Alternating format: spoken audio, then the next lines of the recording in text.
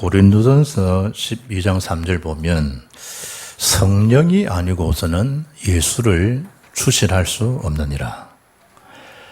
신앙생활에 성령 받지 않고 신앙생활 안 될 분들은 성령 받지 않고 일하면 그 노동이 됩니다. 오늘 마리아에게 한 그 사건 속에 제자들에게 예수님께서 그것을 간직하게 하라. 예수님께 주신 메시지입니다. 마리아에 대한 그 주님 앞에 결단, 그 헌신도 받은 그 은혜에 감격하는, 그리고 성령의 역사를 통해서 한 헌신이죠. 신앙생활 하는 중에 어떨 때는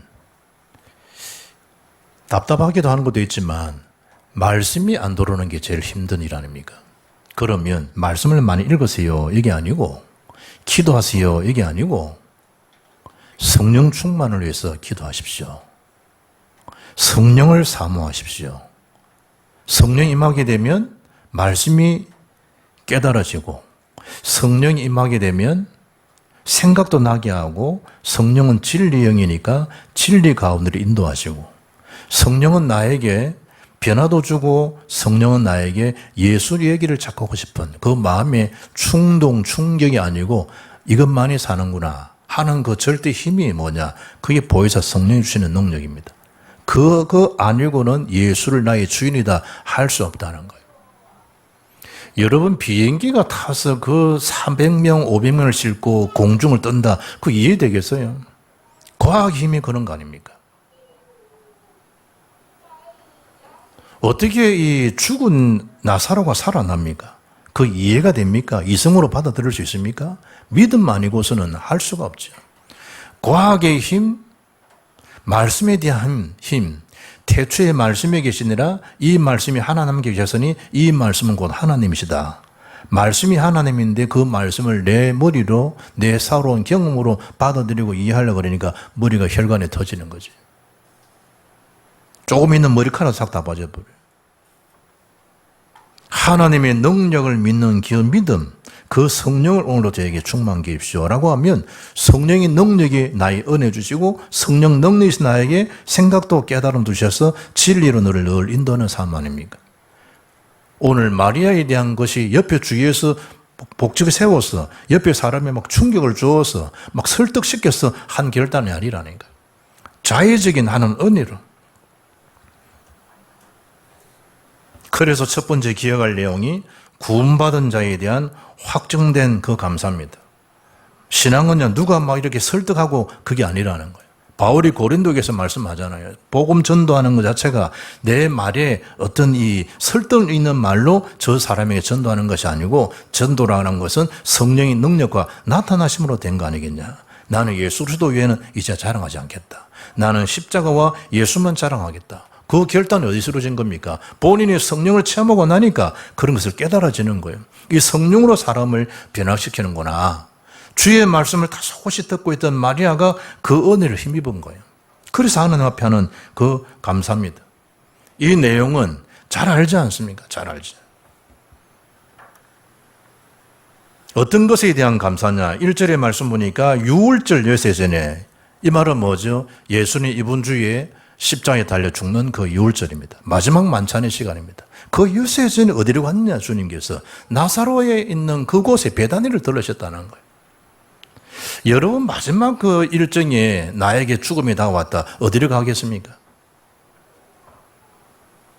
어떤 이 목사님 아버지는 임종 전에 병원에서 누워있는데 아들 목사 보고 가서 그 새우 투명한 큰 걸 뭐라 그래요? 김철상 집사님, 새우 큰 걸 그 무슨 새우라 그럽니까? 대하. 그거 한 10만원 좀 사오느라 이러더라고요. 나는 그 맛있는 거 몰라요, 대하. 그래, 그 맛을 알기 때문에 마지막 죽음 앞에 아들 목사한테 부탁한 거지. 가서 대하 큰 그 새우 좀 10만원에 사오느라. 사다 드리니까 진짜 맛있게 잡수더라고요. 그 내가 그때부터 이제 대하 그래 맛있는 건가 본 거예요. 저는 뭐 이래 요리집에 가서 이러면 새우 먹어야 되는데 저는 별로 새우 잘 안 먹어요. 까가지 사람 주고 이래야지. 맛있는 새우 있잖아, 튀겨가지고. 그거 안 먹는 게 아니지만 그냥 뭐 이제 집사람 주고 이래요.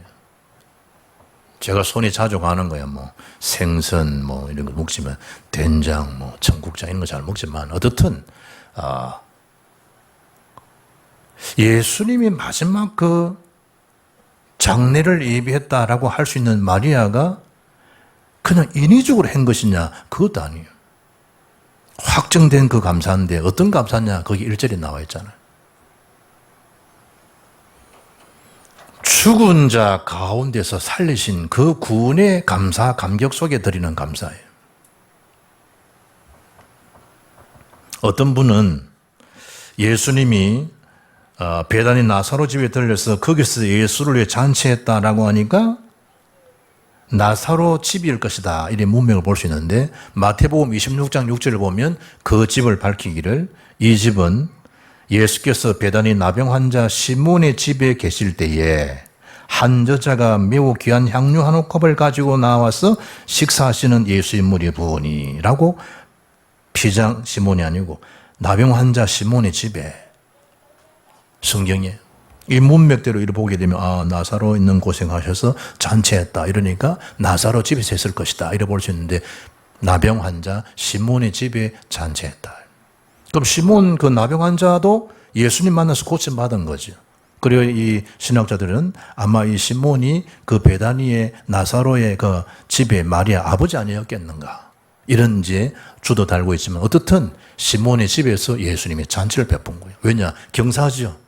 예전에 그 나병 환자로 고통받았던 이 시몬을 예수님이 고쳐주시고 살려주셨는데 이제는 죽은 지 나흘이 될 시체가 비폐되고 부패되고 냄새가 나는 그 나사로를 주님 살리신 그걸 동생 마리아가 얼마나 충격적인 감사가 됐겠어요. 주님이 오셨는데 오늘 2절에 보니까 뭡니까? 마르다는 일을 하고 나사로는 예수와 함께 앉은 자 중에 있더라. 마태복음 26장 사건 속에 보게 되면 마르다는 열심히 예수님 오시는 일을 두고 봉사에 열중하고 있는 반면에 마리아는 다 속옷이 앉아가지고 주의 말씀을 경청하고 있은 거죠. 마르다를 아니라 마리아를 주님이 칭찬하는 장면이 나오잖아요. 누가복음 10장 39절 40절 42절을 보게 되면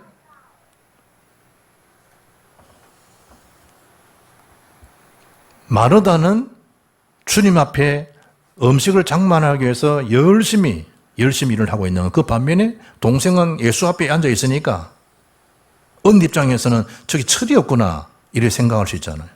그런데 예수님 오히려 마리아를 주님이 칭찬하시는 좋은 선택, 좋은 결정을 하였느라고. 그럼 일하지 말라 말한 교회 그걸 말하는 게 아니에요. 하나님 말씀을 받아들인 그 결과로 오늘 같은 사건에 주의 장례를 예비하게 된 거예요. 하나님 인도를 잘 받게 된 거죠.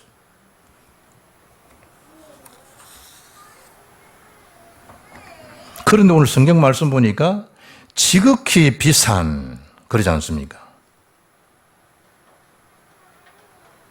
옥합, 향유가 든 그 옥합을 예수님 앞에 깨뜨려서 드린 사건 아닙니까? 지극히 비싸다. 그 순전한 나도 한 건 얼마나 이게 비싸길래 지극히 비싸다 성경이 그리 말씀했겠습니까? 그 당시 한 데나리온은 장정 1일 노임이다. 품삯이라 이렇게 계산하지 않습니까? 그러면 가룟유다가 계산한 결과 한 300데나리온 된다라는 그 당시 향료에 대한 가격 가치를 탁 말하는 거 보니까 한 300일간에 대한 노임이다 이래 보이시죠? 요즘 뭐 알바에도 하루 하게 되면 10만 이상 안 받습니까? 그러니까 최소한 이걸 한 데나리온 10만 원으로 계산한다라고 하면 지금 계산하면 3천만 원이에요.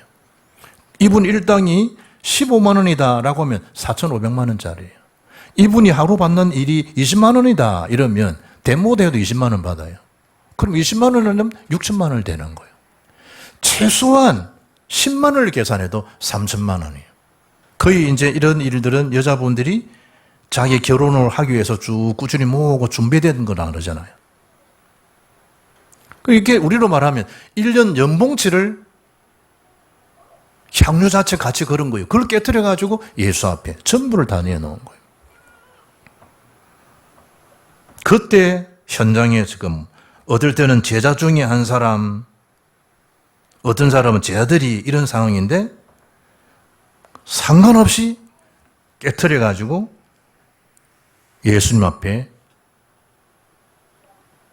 기름을 부어서 자기 머리끼를 풀어가지고 직접 예수의 발을 다 닦아내는 그 사건입니다. 초대교회에 바나바라고 하는 요셉은 자기 밭을 팔아가지고 사도들 발 앞에 내어놔서 초대교회 어려운 구제대 상자들을 도와준 일이 있지 않습니까? 사도행 6장에 보게 되면 그 일꾼을 세워서 주의 종 사자 목사가 말씀 전하고 기도원을 전무하도록 헌신한 거잖아요. 브리스가 부부는 경제 돈만 아니고 그의 생명까지 복음 전도에 올인하잖아요. 예수님은 십자가상에 다 이루었다. 주님은 주의 생명 자체를 우리에게 다 주신 거예요. 그 주님의 그 사랑, 그 은혜를 마리아가 말씀 듣는 가운데 캐치가 안 됐겠나 말이에요. 그리 그 순간에 그걸 깨뜨린 거예요. 내 결혼도 중요하지만 그렇다고 여러분 결혼 자금 깨뜨리는 말이 아니고 그 중심을 잘 헤아려보라. 확정된 것. 주변의 세상, 주변과 관계없이 하나님 앞에 내 모든 것을 주 앞에 드릴 만큼 절대 가치를 깨달은 것. 머리털 이거는요. 고린도전 11장 15절 보면 만일 여자가 긴 머리가 있으면 자기에게 영광이 되나니 여자의 영광 그게 머리털이에요. 그걸 풀어가지고 예수의 발 앞에 지금 부은 거기다가 다 씻어내는. 그것도 그 나드 향유 그렇지 않습니까? 이 나드는 이 네팔의 고산 지역입니다. 사람도 숨도 못 쉬는 지역입니다. 제가 이 네팔에 갔을 때 평지는요 먼지투성입니다. 먼지투성. 그리고 늘 일상이 사람들 우리 이 채 가지고 툭툭 트는 거 있잖아요. 늘 먼지가 금방 갈 때마다 전부 이 사람 일상이 그겁니다. 트는 것만 길가에 있어요. 다 이것저것 다 파니까.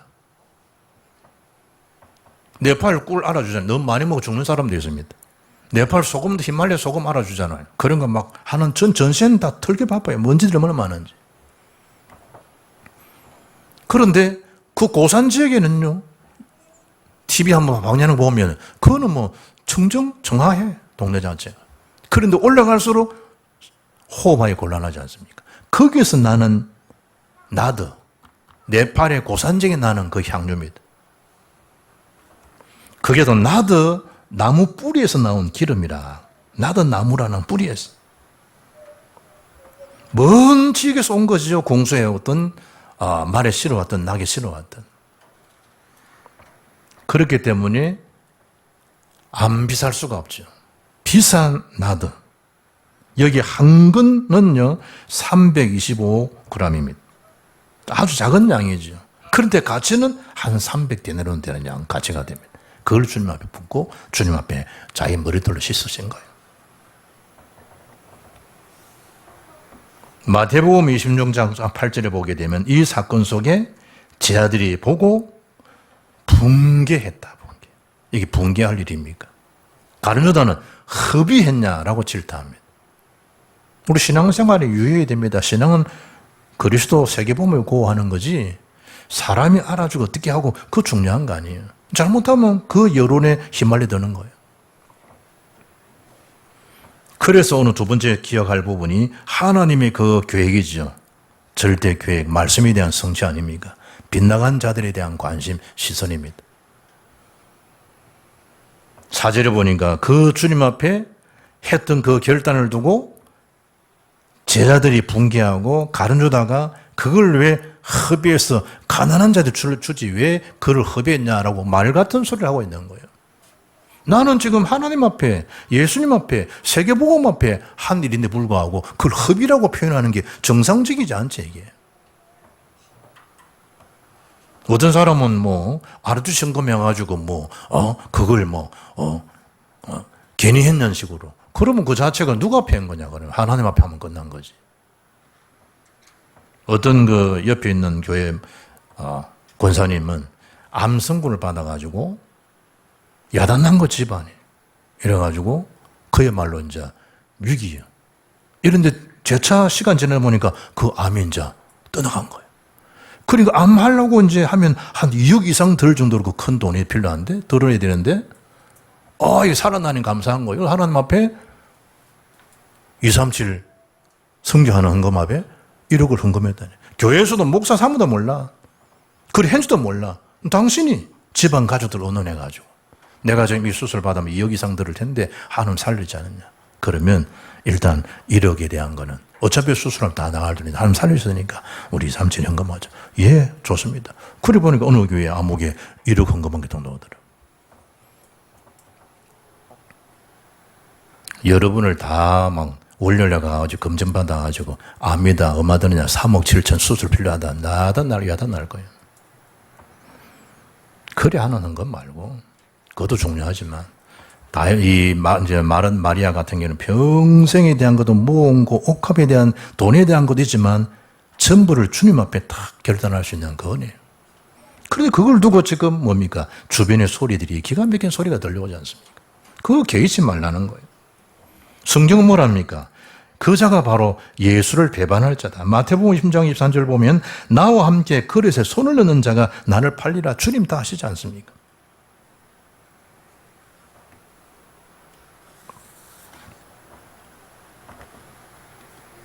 그런데 참 신기하죠. 이런 사람 관심은요. 어떻게 이게 한 300데나리온 된다는 거 알았고 금방 나왔을까? 이 향유에 대한 값이 300데나리온 되는 거예요. 참 사람 신기하지. 어떤 사람은 훈련받으면 저거 뭐 아볼리시 하는데 경비 얼마 들어오고 얼마가 나오고 얼마 받아 얼마 남겠네. 그거 희한하대. 그런 걸 어떻게 계산을 다 하는지. 화요 집회 가게 되면 1인당 7만 원씩 받아가지고 하면 얼마 몇 명 모이니까 얼마 놓는다. 얼마 놓으니까 얼마 많이 해먹겠네.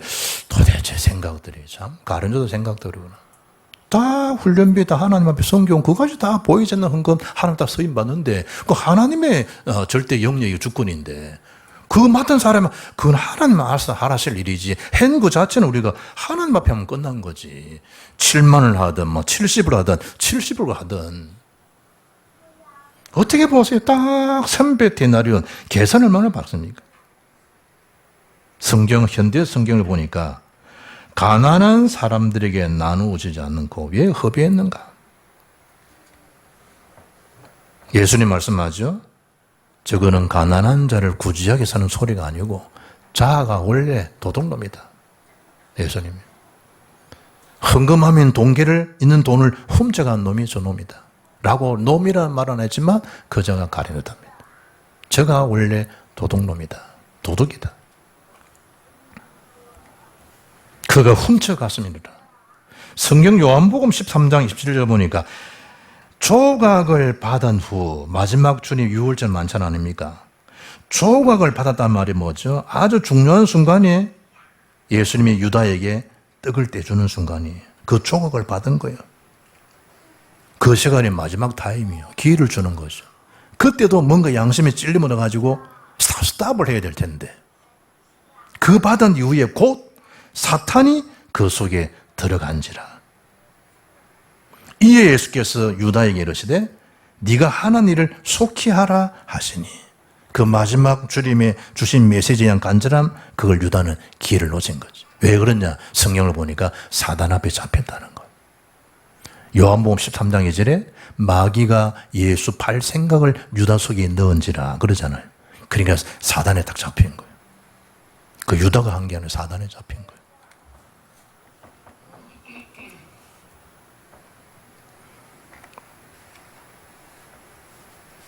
우리가 남을 비난하고 남에 대해서 험담하고 탐심, 탐욕이 새는 것 자체가 골로새서 3장 5절에 우상숭배니라 그러잖아요. 그래서 바울이 지하 디모데보 이야기합니다. 돈을 사랑함이 일만하게 뿌리가 되나니 이것을 탐내는 자들은 미혹을 받아 믿음에서 떠나 많은 근심으로 자기를 찔렀도다. 결국은 돈이 필요한데 그 돈은 빛의 경제가 되게 되고 성교 후대 경제가 되게 되잖아요. 세상적인 걸 하면 한이 없어요. 한이 없어요. 한이 없어요. 그러니 돈을 많이 버는 사람은 이 땅에 제일 쉬운 게 돈이라는 거, 돈이라는 거. 제일 미련한 사람이 예금을 해놨고 은행 갖다 놓고 사는 사람이 제일 미련한 사람이라는 거예요. 왜냐? 이 흐름을 타고 있으면 계속 복리로 돈이 막 불어날 텐데 그걸 모른다는 거예요. 그 눈에 보이는 거예요. 안 보이니까 힘든 거예요. 하나님이 우리에게 만약에 수십억을 주면 믿음에서 탈선할 수 있는 사람 같으면 안 주셔야 되는 거잖아요. 그리고 성경 바울이 디모데에게 뭐하는 돈을 막 하는 게 아니고 일만왕의 뿔이 되는 것이 뭐냐? 돈을 사랑해서 그런 것이다. 결국은 미혹을 받아서 믿음에서 떠나는 것이다. 많은 근심으로 자기를 찌르게 된다. 돈 필요 없다 얘기 아니잖아요. 세계보고만 얼마나 필요한데. GMT 1만 평 지금 센터 지고 돈이 지금 얼마나 필요한데 수백억씩 필요할 텐데. 어떤 사람은 뭐 지금 그냥 차고 나니까 1억이 붙었다. 막 차고 나니 2억이 붙으면 난리인데 우리는 평생 살아 1억 캐시를 못 지는데. 세계보험 앞에 내가 믿음이 통과된 사람인가 아닌가 하나님과 제가 잘 알잖아요. 자신이 알잖아요. 예수님이 세 번째 말씀합니다. 그를 더 이상 괴롭히지 말아라. 그것을 말하라. 간직하게 하라. 그것을. 7절에 말씀하죠. 예수께서 이르시되 그를 가만두라. 나의 장래할 날을 위하여 그것을 간직하게 하라. 이 말은 뭡니까? 주님에 대한 시간표를 읽었다는 거예요. 마태복음 26장 10절 보면 예수께서 하시고 그들이 이르시되 너희가 어찌하여 이 여자를 괴롭게 하느냐? 그가 내게 좋은 일을 하였다. 예수님은. 분기할 일을 한 게 아니고 허비한 게 아니야. 나에게 가장 좋은 일을 한 거야. 그 말은 뭡니까? 기념이 될 만한 일이야. 마리아의 영원한 작품이 될 만한 일이야. 예수님께서. 나의 장래할 날, 주의 미래 아닙니까? 마태복음 26장 12절에 말씀하죠. 이 여자가 내 몸이 향유를 부은 것은 내 장래를 위하여 함이니라. 주님의 장래를 위해서. 여러분 집에 만약에 사랑하는 분이 돌아가셨는데 장례식에 오신 분이 한 3천만 원을 갖다가 장례에 조의금을 냈단 말이에요. 그럼 옆에 사람이 저거들이 미친놈 무슨 조의금을 3천만 원씩 내노? 이런 말을 들으면 여러분 어떻게 되겠습니까? 우리가 잘못하면 신앙생활 그래 하는 거예요. 그래 하는 거예요. 나에 대해서는 생각이 아주 계산이 밝은데 복음과 세계복음에서는 계산 자체를 못한다. 그 영적 아둔함이 있잖아 말이에요. 죄송하면서도 감사할 거 아니에요. 어떻게 이런 많은 걸 부의금을 내셨습니까? 3억도 내가 할 수 있는 거 아닙니까? 저분하고 나의 관계를 따지면. 예수님과의 관계를 한번 생각해 보라니까요. 나를 구원하신 예수님 앞에.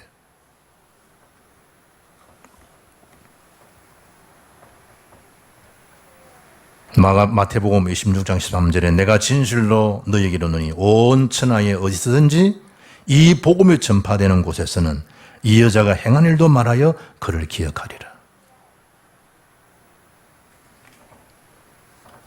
영원한 축복이요, 영원한 작품이요, 영원한 기념비가 된 겁니다.